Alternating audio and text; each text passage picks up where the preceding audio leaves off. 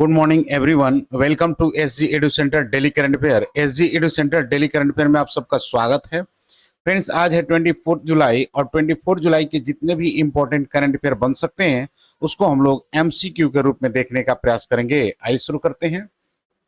आज का पहला हेडिंग है कि एल&टी एनर्जी ग्रीन टेक ने भारत के सबसे बड़े हरित हाइड्रोजन संयंत्र की घोषणा की।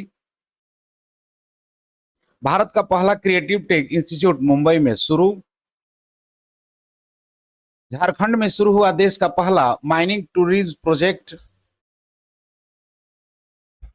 फोर्थ है कि अमेरिका ने यूनेस्को से फिर से अलग होने का ऐलान किया। प्रभावी 31 दिसंबर 2026 से रहेगा। मेरी पंचायत ऐप को WSIS चैंपियंस अवार्ड 2025 से नवाजा गया। गीता गोपीनाथ ने IMF से दिया इस्तीफा, अगस्त में लौटेंगे हवार्ड। भारतीय भूवैज्ञानिक सर्वेक्षण GSI ने भाटीखेड़ा राजस्थान में विशाल दुर्लभ मृदा खनिज भंडारण की खोज की। एट थे कि सेना को अमेरिका से अपाचे अटैक हेलीकॉप्टर की पहली खेप मिली। चीन बना रहा है दुनिया का सबसे बड़ा जल विद्युत बांध। बिहार बना प्रत्येक मतदान बूथ पर 1200 से कम मतदाताओं की सीमा तय करने वाला पहला राज्य।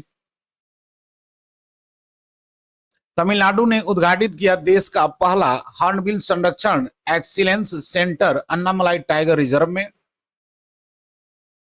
और 12th है कि न्यायमूर्ति MS रामचंद्र राव ने त्रिपुरा हाईकोर्ट के मुख्य न्यायाधीश के रूप में शपथ ली।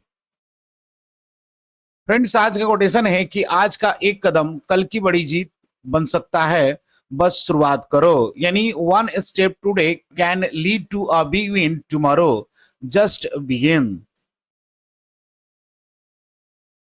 फ्रेंड्स, हम लोग 23 जुलाई के यहाँ 23 होगा 23 जुलाई के जितने भी इंपॉर्टेंट करंट अफेयर देखे थे उसको शॉर्टली में रिवाइज कर लेते हैं कि जुलाई 2025 में किस राज्य सरकार ने उच्च शिक्षा संस्थानों में छात्राओं की सुरक्षा सुनिश्चित करने के लिए शक्ति श्री पहल की शुरुआत की है? तो उड़ीसा।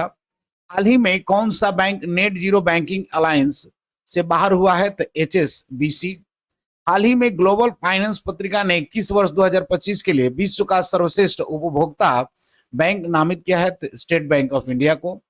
जुलाई 2025 में संसद सत्र के बीच अपने पद से इस्तीफा देने वाले पहले उपराष्ट्रपति कौन बने हैं? तो जगदीप धनखड़। हाल ही में किस राज्य सरकार ने डेयरी क्षेत्र को बढ़ावा देने के लिए दूध सब्सिडी योजना शुरू की है? तो असम सरकार ने। केंद्रीय वाणिज्य एवं उद्योग मंत्री पीयूष गोयल ने भारत EFTA व्यापार समझौता कब से लागू करने की घोषणा की है? तो 1 अक्टूबर से। हाल ही में नए भारतीय नौसैनिक अड्डे के लिए अधिकृत किया जाने वाला बित्रा द्वीप कहाँ स्थित है? तो लक्षद्वीप में। अगले 3 विश्व टेस्ट चैंपियनशिप का फाइनल की मेजबानी कौन सा देश करेगा? तो इंग्लैंड करेगा। चौथे बिम्स्टेक आपदा प्रबंधन अभ्यास 2025 की वर्चुअल मेजबानी किस देश ने की है? तो इंडिया ने की है। फेडे महिला विश्व कप 2025 संस्करण के फाइनल में पहुंचने वाली पहली भारतीय महिला कौन बनी है? तो कोनेरू हम्पी। किस देश ने इंटरनेट स्पीड का नया विश्व रिकॉर्ड बनाया है? तो जापान ने। विश्व स्वास्थ्य संगठन ने किस देश को आधिकारिक तौर पर ट्रैकोमा मुक्त घोषित किया है? तो सेनेगल को। फ्रेंड्स, आज का पहला क्वेश्चन है कि हाल ही में L and T energy green tech Larsen and टर्बो ने भारत के सबसे बड़े हरित हाइड्रोजन संयंत्र को कहां प्रारंभ करने की घोषणा की है? यानी recently L and T energy green tech Larsen and टर्बो has announced plans to set up India's largest green hydrogen plants in which state? Option A Rajasthan, option B Uttar Pradesh, option C Punjab और ऑप्शन डी हरियाणा। तो इसका सही आंसर फ्रेंड्स कि हरियाणा के पानीपत में L and T energy green tech Larsen and टर्बो ने भारत की सबसे बड़ी हरित हाइड्रोजन संयंत्र को प्रारंभ करने की घोषणा की है। देख लेते हैं इसके कुछ एडिशनल इंफॉर्मेशन को कि L and T energy green tech Bharat का सबसे बड़ा हरित हाइड्रोजन संयंत्र स्थापित हरियाणा में करेगा। यह संयंत्र हरियाणा के पानीपत राज्य में शुरू किया जाएगा। संयंत्र की स्थापना से हरित ऊर्जा उत्पादन को बढ़ावा मिलेगा। परियोजना का उद्देश्य है कि कार्बन उत्सर्जन को कम करना, हरित हाइड्रोजन से उद्योगों में ऊर्जा के स्वच्छ विकल्प को बढ़ावा मिलेगा। फ्रेंड्स, हरियाणा है तो देख लेते हैं हरियाणा को मैप में। तो हरियाणा जो है आपको वेस्ट इंडिया का एक स्टेट है जिसका कैपिटल चंडीगढ़ है। सीएम की बात करें तो नायब सिंह सैनी है। गवर्नर आसिम कुमार घोष हैं। लोकसभा के 10 और राज्यसभा की 5 सीटें हैं। स्टेट लेजिस्लेचर की बात करें तो यहाँ पर यूनिकैमरल देखने को मिलेगा। नेक्स्ट क्वेश्चन है कि हाल ही में भारत का पहला क्रिएटिव टेक इंस्टीट्यूट कहाँ स्थापित किया गया, यानी where was India first creative tech institute established. Option A Chennai, option B Hyderabad, option C Pune और ऑप्शन डी मुंबई। तो इसका सही आंसर फ्रेंड्स कि मुंबई, यानी मुंबई में भारत का पहला क्रिएटिव टेक इंस्टीट्यूट स्थापित किया गया है। देख लेते हैं इसके कुछ एडिशनल इंफॉर्मेशन को कि भारत का पहला Indian institute of creative technology यानी IICT मुंबई में लॉन्च किया गया। यह संस्थान AVGC XR animation visual impacts gaming comics XR में विशेष प्रशिक्षण देगा। अगस्त 2025 से कक्षाएं इसकी शुरू कर दी जाएगी। पहले बैच में 300 छात्रों की भर्ती की जाएंगी। 400 करोड़ रुपए के बजट के साथ इसमें गूगल, मेटा, नेविडिया, माइक्रोसॉफ्ट आदि टेक कंपनियां सहयोग कर रही हैं। दीर्घकालीन योजना के तहत मुंबई पेडर रोड में मौजूदा कैंपस के बाद फिल्म सिटी गोरेगांव में 10 एकड़ का नया परिसर विकसित करेगा। बुझो तो जानो की बात में कि फरवरी 2025 को किसने 2 मिसाइल एतमाद और गदर 380 का अनावरण किया, तो ये आपको ईरान ने किया है। ईरान ने एतमाद और गदर 380 का अनावरण किया। AI टूल्स को आपराधिक घोषित करने वाला पहला देश कौन बना है, ये आपको ब्रिटेन है। कि ब्रिटेन ने AI टूल्स को आपराधिक घोषित किया है। किस देश ने अपना राष्ट्रीय दिवस मनाया है, तो ये आपको श्रीलंका है जिसने अपना राष्ट्रीय दिवस मनाया हुआ है। नेक्स्ट है कि भारत का पहला खनन पर्यटन प्रोजेक्ट कहां शुरू किया जाएगा, यानी where will India first mining tourism project be launched. Option A Chhattisgarh, option B Orissa, option C Jharkhand और ऑप्शन डी मध्य प्रदेश। तो इसका सही आंसर है फ्रेंड्स कि झारखंड में भारत का पहला खनन पर्यटन प्रोजेक्ट की शुरुआत की जाएगी। देख लेते हैं इसके कुछ एडिशनल इंफॉर्मेशन को कि झारखंड सरकार ने देश का पहला माइनिंग टूरिज्म प्रोजेक्ट की शुरुआत किया है। यह पहल केंद्रीय कोयला कंपनी CCL के साथ समझौते के माध्यम से रची गई है। कार्यक्रम की शुरुआत नॉर्थ उरमारी ओपन कास्ट कोयला पोल्ड से होगा। पर्यटक प्रति माह 10 से 20 व्यक्तियों के लिए 2 दिन प्रति सप्ताह दौरा कर सकेंगे। आसपास प्राकृतिक और धार्मिक स्थलों जैसे कि पतरातू घाटी व फॉल्स को भी शामिल करने की योजना बनाई जा रही है। मुझे तो जाने की बात में कि व्हाट्सएप ऐप आधारित वन मित्र किस राज्य में 161 सरकारी सेवाएं उपलब्ध कराएगा, ये आपको होगा आंध्र प्रदेश में। आंध्र प्रदेश में बीमा क्षेत्र में FDI को 74% से बढ़ाकर कितना प्रतिशत किया गया है, तो ये आपको 100% किया गया है। किस देश ने मित्सुबिशी 6 उपग्रह को लॉन्च किया है, तो ये आपको जापान ने लॉन्च किया है। नेक्स्ट क्वेश्चन है कि हाल ही में कौन सा देश यूनेस्को से बाहर हुआ है, यानी recently which country has withdrawn from UNESCO. Option A UAE, option B Oman, option C USA और option D none of this. तो इसका सही आंसर फ्रेंड्स कि USA, यानी USA ने यूनेस्को से बाहर करने की घोषणा की है। देख लेते हैं इसके कुछ एडिशनल इंफॉर्मेशन को। 22 जुलाई 2025 को राष्ट्रपति डोनाल्ड ट्रंप ने निर्णय लिया है कि संयुक्त राज्य अमेरिका यूनेस्को से फिर से बाहर हो रहा है। यह कदम 31 दिसंबर 2026 से प्रभावी होगा। अमेरिका ने यूनेस्को पर आरोप लगाया है कि वो विभाजनकारी सामाजिक सांस्कृतिक एजेंडे का समर्थन देता है। साथ ही पैलेस्टीन को सदस्यता देने जैसे फैसले को उन्होंने अमेरिकी राष्ट्र के हितों के खिलाफ बताया। यह अमेरिका का यूनेस्को से तीसरी बार बाहर निकलना है। पहले 1984 में राष्ट्रपति रेगन के दौरान हुआ, फिर 2017 में ट्रंप शासन के तहत वित्तीय प्रभाव। अमेरिका ने अब यूनेस्को के बजट का सिर्फ 8% योगदान देना शुरू कर दिया है, जो पहले अधिक था। यूनेस्को ने कहा है कि उन्होंने वित्तीय संस्थानों को विविधता दी है और वे योजनाओं के बिना कर्मचारी की कटौती की जारी रखेंगे। यूनेस्को के महानिदेशक ऑड्रे ऑजुल ने निर्णय पर गहरी खेद जताई है, जबकि फ्रांसीसी राष्ट्रपति इमैनुअल मैक्रोन ने यूनेस्को को अपना अटूट समर्थन देने की घोषणा की है। इस कदम को वैश्विक बहुराष्ट्रीय संस्था के प्रति अमेरिका दूरी का संकेत माना जा रहा है। फ्रेंड्स, अमेरिका है तो देख लेते हैं अमेरिका को मैप में। तो अमेरिका जो है आपको अमेरिकन कॉन्टिनेंट का एक कंट्री है जिसका कैपिटल वाशिंगटन है। प्रेसिडेंट की बात करें तो डोनाल्ड ट्रंप और करेंसी डॉलर देखने को मिलेगा। नेक्स्ट क्वेश्चन है कि किस भारतीय ऐप को जेनेवा स्विट्जरलैंड में यूएन WSIS चैंपियंस अवार्ड 2025 से सम्मानित किया गया। In which Indian app has been awarded the UN WSIS champions award 2025 in Geneva Switzerland. Option A Umang, option B Aarogya Setu app, option C Meri Panchayat app और ऑप्शन डी दीक्षा ऐप। तो इसका सही answer friends कि Meri Panchayat app को स्विट्जरलैंड में, जेनेवा के Switzerland में UNWSIS champions award से सम्मानित किया गया है। देख लेते हैं इसके कुछ एडिशनल इंफॉर्मेशन को कि मेरी पंचायत ऐप को 2025 में UNWSIS चैंपियंस अवार्ड से सम्मानित किया गया।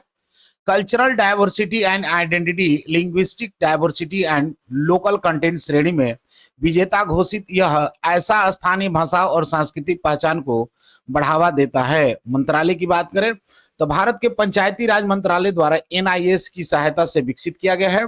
उद्देश्य है कि ग्राम पंचायतों को डिजिटल रूप से सशक्त बनाना और पारदर्शिता लाना है। 2.65 लाख ग्राम पंचायतों, 25 लाख प्रतिनिधियों और लगभग 95 करोड़ ग्रामीणों तक पहुंचे हैं।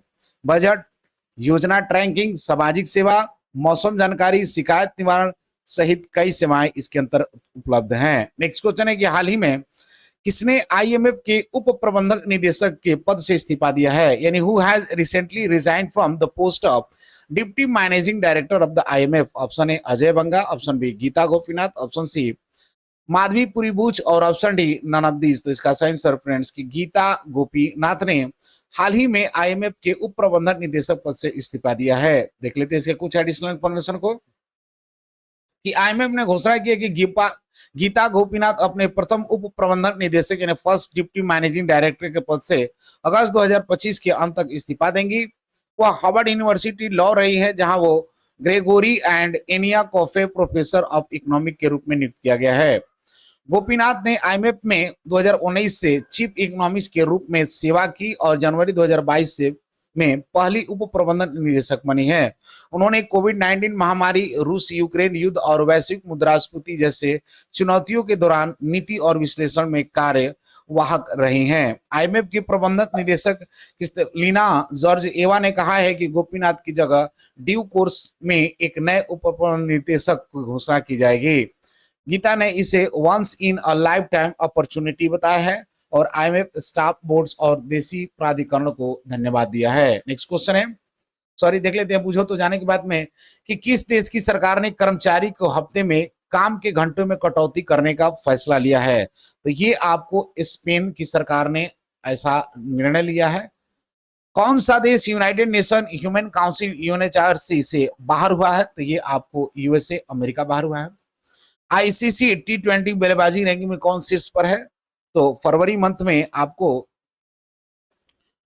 जो है कि ट्रेविस हेड थे, ऑस्ट्रेलियाई बल्लेबाज ट्रेविस हेड है। नेक्स्ट क्वेश्चन है कि हाल ही में भारतीय भूवैज्ञानिक सर्वेक्षण ने भाटी खेड़ा में दुर्लभ मृदा खनिज की विशाल भंडार की खोज की है। यह कहाँ स्थित है? यानी recently geological survey of India discovered a vast reserve of rare earth minerals in Bhakti Kheda. Where is located? Option A Rajasthan, option B Jammu Kashmir, option C Sikkim और ऑप्शन डी गुजरात। तो इसका सही आंसर फ्रेंड्स कि राजस्थान, यानी राजस्थान में भारतीय भूवैज्ञानिक सर्वेक्षण ने भाटी खेड़ा में दुर्लभ मृदा खनिज के विशाल भंडार की खोज की है। देख लेते इसके कुछ एडिशनल इंफॉर्मेशन को कि भाटी खेड़ा जो कि बालोतरा राजस्थान में स्थित है, भारत का पहला हार्ड रॉक दुर्लभ मृदा खनिज ब्लॉक है। यहाँ माइक्रो ग्रेनाइट संरचनाओं में बस्टनेसाइट, ब्रिथोलाइट और जीनोटाइट जैसे रणनीतिक खनिज के विशाल भंडार पाए गए हैं। यह क्षेत्र दुर्लभ मृदा तत्वों में से समृद्ध है। ये 17 अत्यंत महत्वपूर्ण तत्व है जो आधुनिक तकनीक जैसे इलेक्ट्रॉनिक, स्वच्छ ऊर्जा, चुंबक और रक्षा प्रणाली के लिए अनिवार्य माने जाते हैं। भाटीखेड़ा में अन्वेषण का G2 स्तर तक पहुंच चुका है, जो भंडार के पर्याप्त पुष्टि करता है। सर्वेक्षण कार्य लगभग पूर्णता के निकट है। केंद्र सरकार जल्द ही से खनिज क्षेत्र के खनन पट्टों की नीलामी की तैयारी कर रही है। राजस्थान के निकट भविष्य में वैश्विक स्तर पर प्रमुख दुर्लभ मृदा आपूर्ति के रूप में उभरने की संभावना है।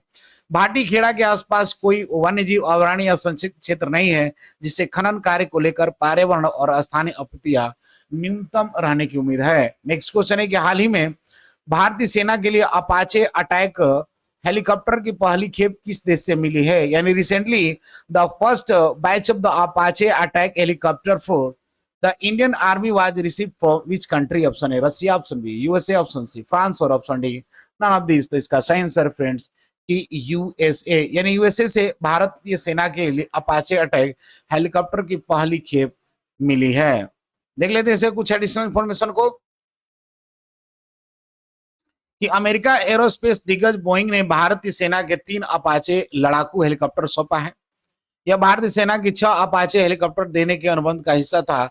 अपाचे अटैक हेलीकॉप्टर है उन्नत लड़ाकू क्षमताओं से लैस होते हैं और उन्हें शामिल करने से सेना की समवर्ती युद्धक है। संचालन क्षमता से भारी इजाफा होगा। दुनिया का सबसे बड़ा ये आपका नहीं हुआ। नेक्स्ट क्वेश्चन है कि दुनिया का सबसे बड़ा जल विद्युत बांध किसके द्वारा बनाया जा रहा है?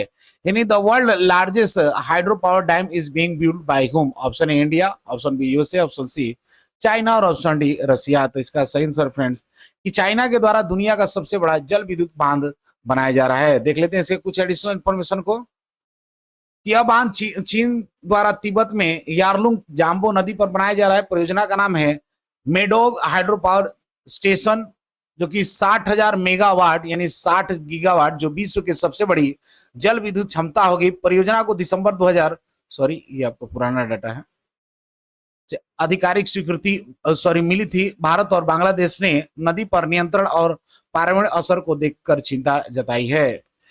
देख लेते हैं पूछो तो जाना की बात की कि भारत की पहली एआई यूनिवर्सिटी कहाँ स्थापित की जाएगी? तो ये आपको महाराष्ट्र में स्थापित किया जाएगा। महाराष्ट्र में चीफ डिजाइन के लिए NIE-LID उत्कृष्ट केंद्र का उद्घाटन कहां पर किया गया है? तो ये आपको नोएडा में किया गया है।